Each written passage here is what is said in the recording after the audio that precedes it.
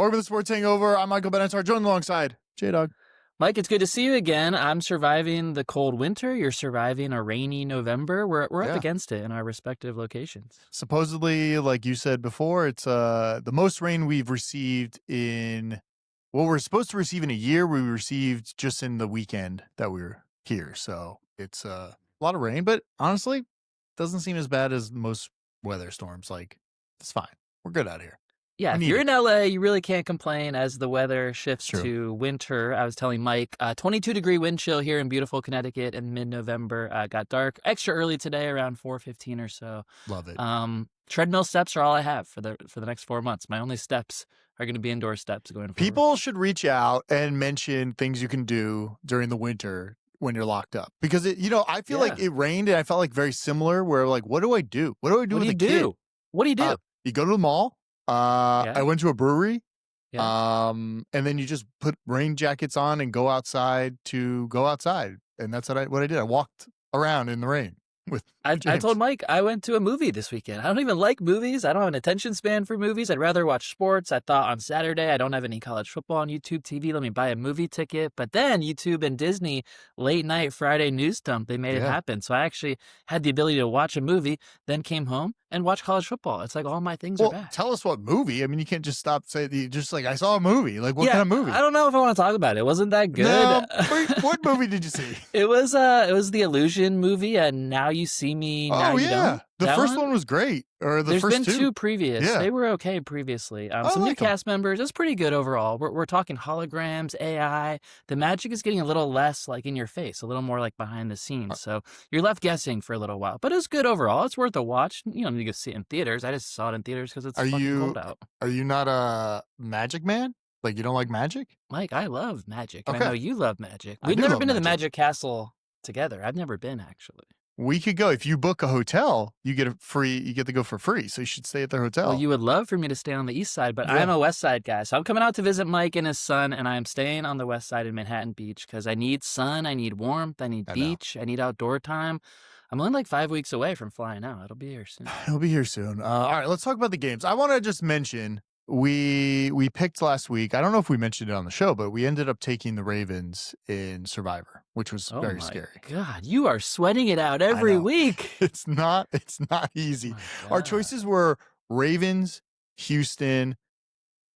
We thought about San Francisco, but we wanted to save them for this week, and then also Dallas, which Dallas didn't play yet. They're playing tonight. We'll talk about this week. We'll get to that. I don't know why you'd take San Francisco right off the bat, but you had a dangerous team there with Baltimore. So you see Shedeur Sanders coming in with the lead, firing the crowd up. You must be like, holy shit, Shedeur Sanders is going to end me in Survivor? I was at a brewery. I was at Golden Road. By the way, if you live in LA and it's raining outside, they sell their beers, their six-packs, for $7.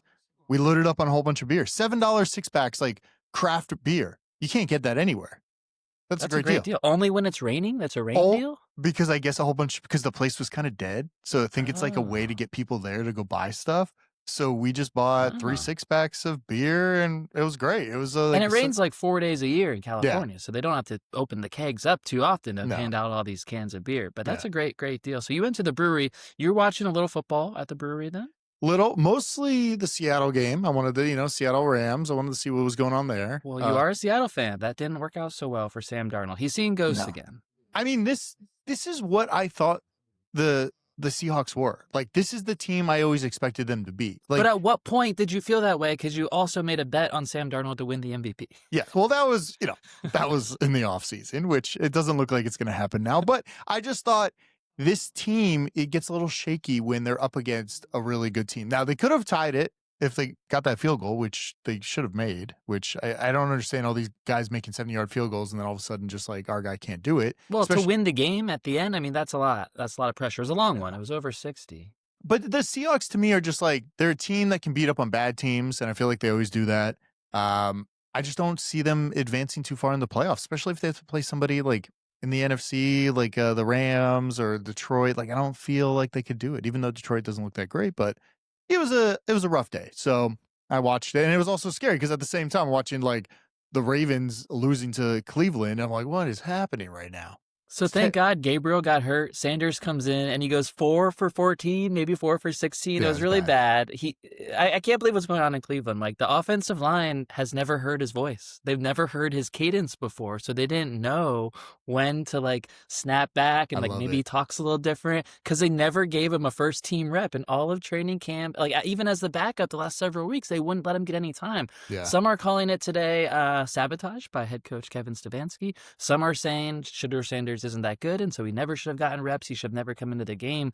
He came in, and the crowd was like into it, and he was into it. And I was like, wait, this doesn't even feel right away. He hasn't done anything. And so I didn't like it right away before he ever threw a pass. And sure enough, like, he made Dylan Gabriel look good. Because if Gabriel stays in the game and stays healthy, maybe the Browns win. Their defense was amazing. Myles Garrett had 4 sacks. Every time Lamar went back to pass, you got sacked. Which is weird because I always feel like the Ravens are such a better team, but they always feel like they sandbag a little bit when they're playing other teams.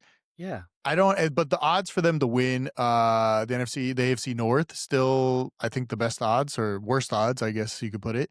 But I don't know what's going on. I don't know what goes on with football anymore. All I know is I trust my model, which is doing great, and I cannot trust my gut feeling anymore. That's what I found out this season. Anymore? I can't trust my gut. When was your gut feeling strong? When was it hitting? Tell us. So the last time it was strong was when Indy was an underdog against somebody, and I won some money, and that was That's it. right. The road to 10K was looking good. Looking good at one point. Not there's a changing of the guard in the NFL, Mike. And the Ravens, you've said this before, you're right. They do play to the level of their competition. When they play good teams, they're okay. When they play bad teams, they're not. They're only one game behind the Steelers. Maybe they still make the playoffs.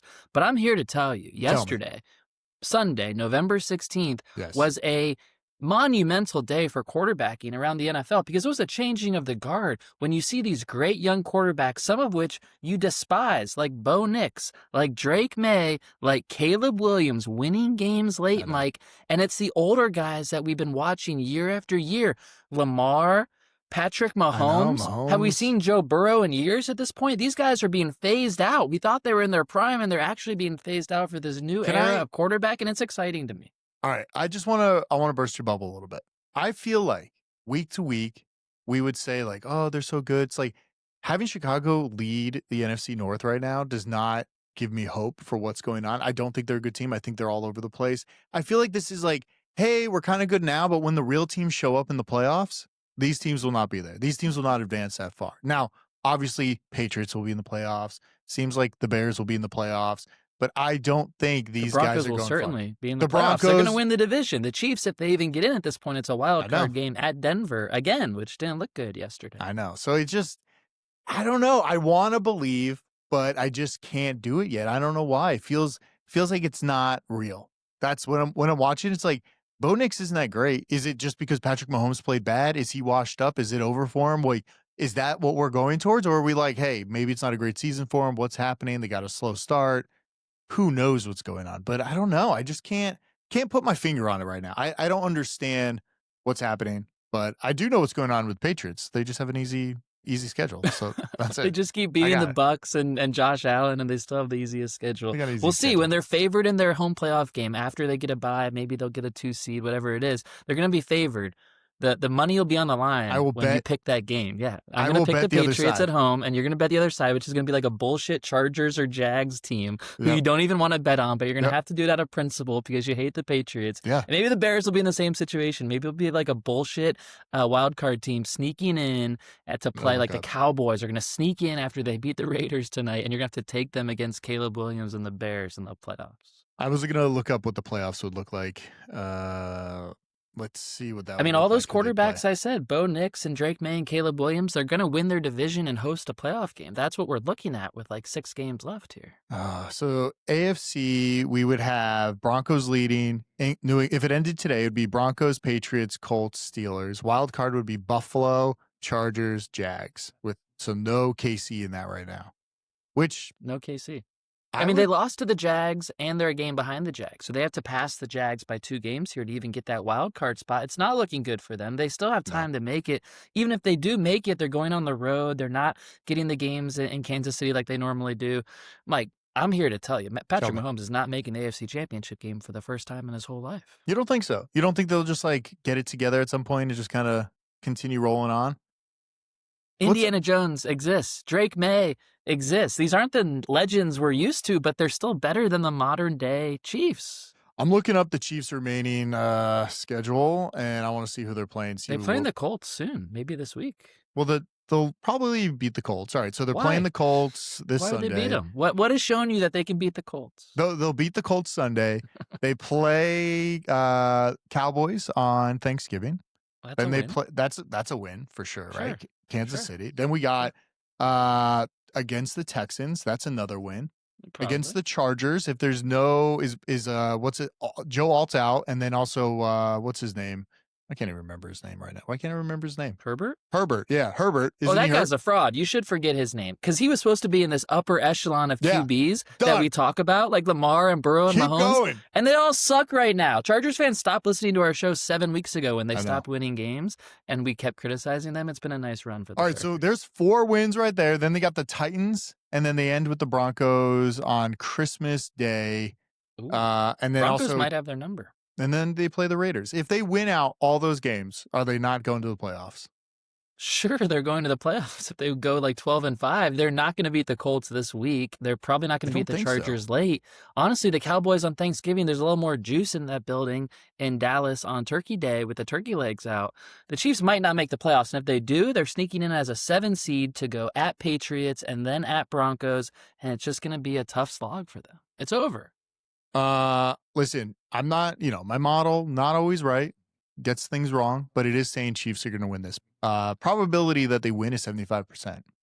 That's pretty high for your model. It's pretty high. It's doing great. You were keeping track over the weekend. I loved it. Your texted was like, it was crushing it the first 2 games. I was like, this is great. The early window, Mike, it was crushing it. 2-0, and then the early window was good. A bad late window for the model yesterday. Bad. Yeah, like the spread got evened up, but still straight up. If you're just picking money line, 10-3, I think you were yesterday. I don't know. Did you have the Eagles last night? Maybe 10-4, but still really good. I think you had the Lions last night. I had the Lions they didn't last play night. Well. It's 10-4. You can make money on the money lines going 10-4. For sure. I think it's doing great. Against the spread, not doing so hot. It's 6-8 so far. I don't like that. Yeah, I don't like that either. But it's doing good. It's great. So we're Speaking cruising. of Chiefs Broncos, I got a chance to watch some of that game yesterday. I haven't had a lot of Jim Nantz, Tony Romo yet. Mm-hmm. And there is a worse quarterback performance in the league than Lamar Jackson or Patrick Mahomes this year. It's Tony Romo. That man has fallen off a cliff on TV, and it's really disturbing, Mike, because he was really the first super analyst that opened up this new era of the QBs coming in right off the field to get paid $20 million a year. And he was so charming with Jim Nantz. It was so nice. He was predicting plays. Yeah. Something is wrong with Tony Romo. I don't know exactly what it is. Medical professionals can talk about what's wrong with him. He looks different. He speaks different. He's not as fun. He's not as sharp. He's not as clever. His banter's not as good. I'm watching the game, and I'm seeing things that he's completely missing. On the last play of the game that the Broncos threw it deep, the corner's trying to say the receiver had a false start. This is very inside baseball for people. The corner's trying to say the receiver had a false start. He's motioning at the ref. He's actually laid off the line, and he got beat. The corner got beat on one of the biggest plays of the game. Tony Romo says the corner was trying to figure out who he's trying to cover. Tony, that's not what happened. I'm sitting on my couch, and I'm seeing the game better than Tony Romo at this point. There's something wrong with him. We need to void his contract because J.J. Watt is sitting there on CBS. We don't get to hear him as much. He's doing a great job. He's phenomenal. He's fun. He's lighthearted. J.J. Watt needs to get into the booth, number 1 booth with Jim Nantz. Do you think that this is just a hypothetical, but it feels like, do you think they might be drinking more than you think? Because they have a long week. We saw Mark Sanchez kind of like go a little loose out there. You went Mark Sanchez on my Tony Romo story? Oh my God. I'm not saying he's at that level, but it's like, when you're bored, what happens? You start drinking, maybe you start, whatever. Are you bored? You're just like not in that mode anymore. So maybe he just kind of like lost his edge. Obviously, he's been out of the league for a while, so he doesn't know what's going on with the plays anymore. There's new coordinators in, new plays, new things are happening all the time. The game's changing. The kickoff has changed. Like, since Romo's been out of the league, it's changed so much. So I don't know. I'm not saying he's a big drinker, but he could be. And maybe that's why he's a little, looks a little different. There is internet speculation pointing to what you're saying. We're not speculating. We're just looking on the internet. He looks and people puffy, are saying, right? He looks a little puffy. Yeah, and people need to figure out what that means. That He's means just you drink not a lot. having. That means you drink a lot. Not exactly what it means, but it does. It does. If I'm like beating around the bush as you like dive right into exactly what's going on here. He's just lost his ability to be charming and fun and be a great analyst. And honestly, Drew Brees made me laugh yesterday, which is like, if you remember when Drew Brees was doing games a few years ago, He was very rigid, very Yeah. rough. He actually like got let go out into the abyss for a few years. Now he's back, replacing Mark Sanchez, as you mentioned. Drew Brees made me laugh yesterday. I can't Wow. even tell you the last time Tony Romo made me laugh. I And when mean- Drew Brees passes you, that's a problem. I will say though, if you ever like tune in and listen to the other games where it's like the D-list guys calling the games, they're bad. They're really bad.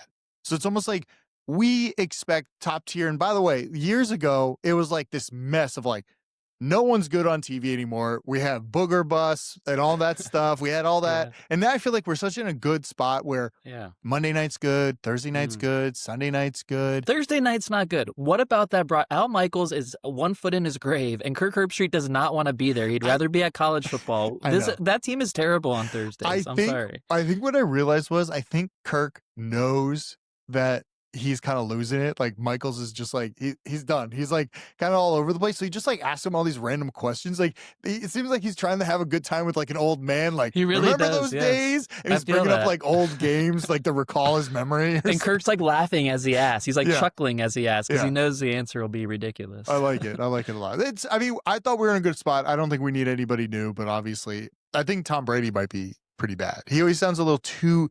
He's blowing into the microphone like this the whole time. It's too much.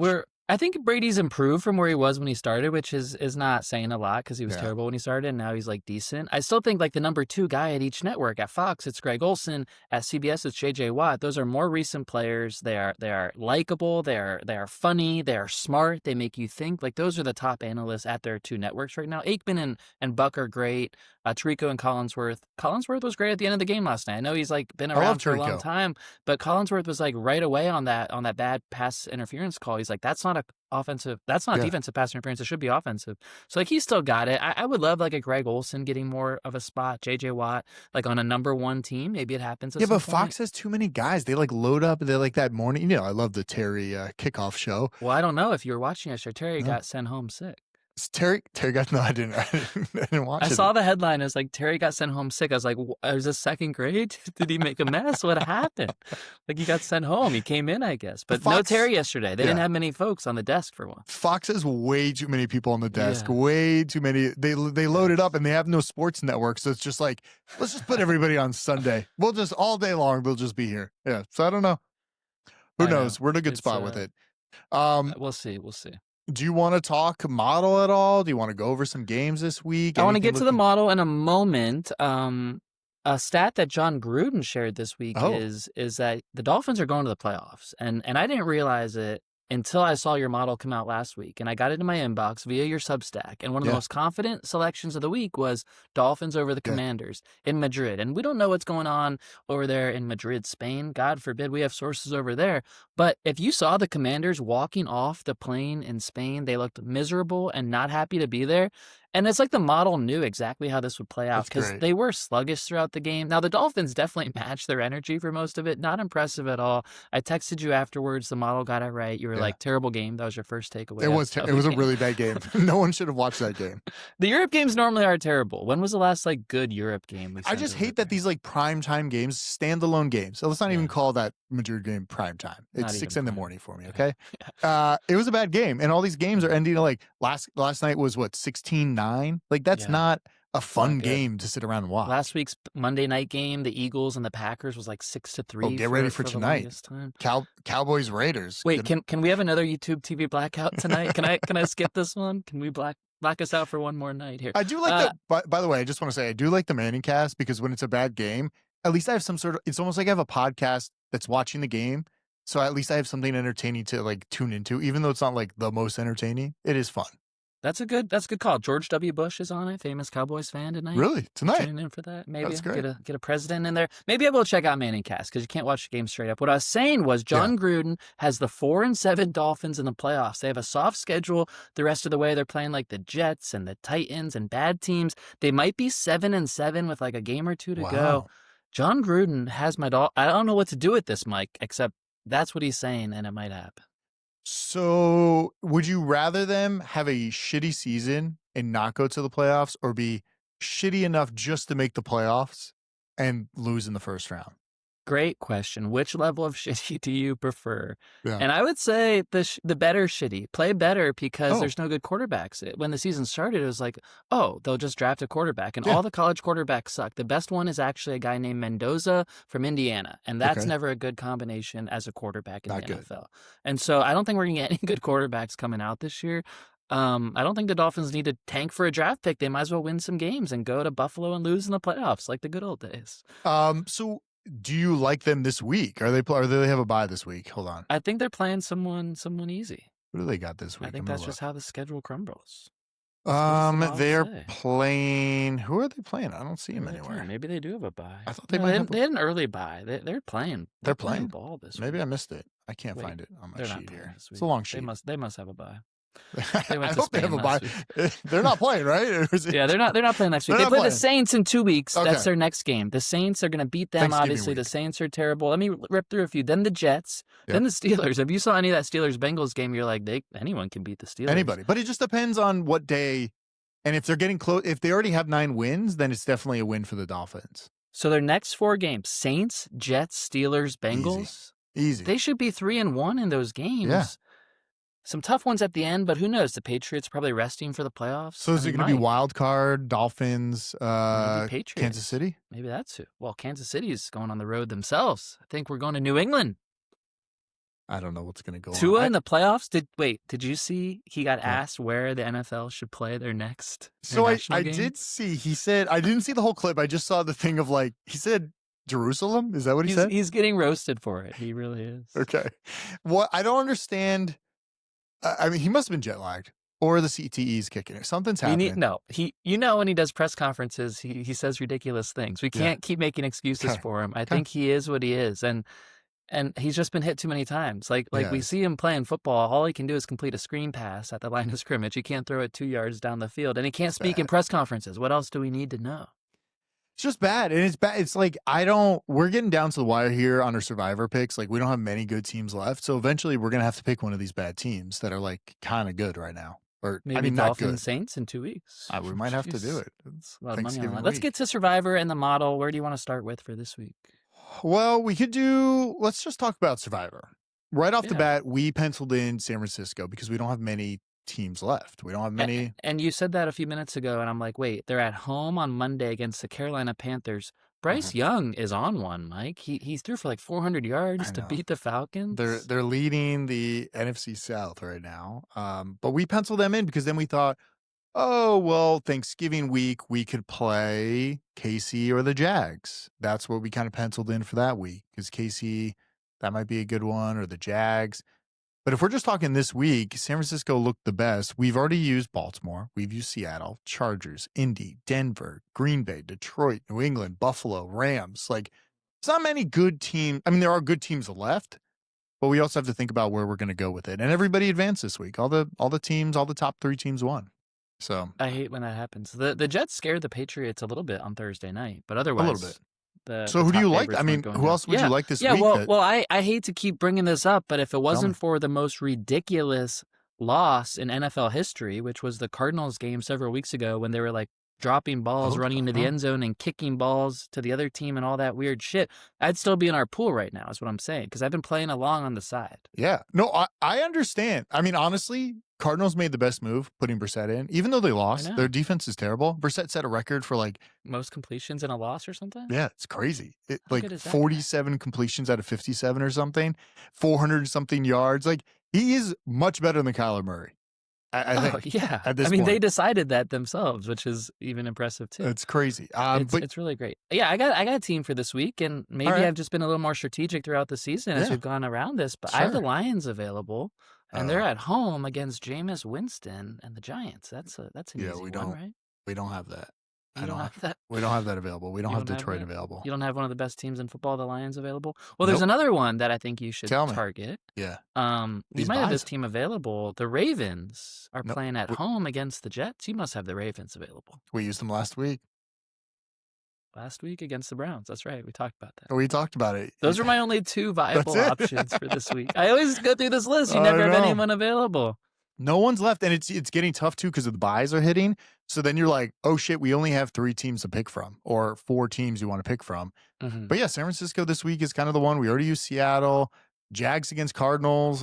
That'd be scary. You don't want to use the Browns. Browns against Raiders, maybe, if you really are You can't really desperate. use the Browns. You can't. Shador?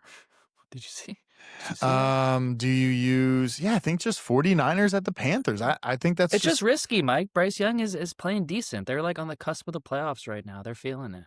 Yeah, but it's like, what I'm thinking is better coach. Brock Purdy's back.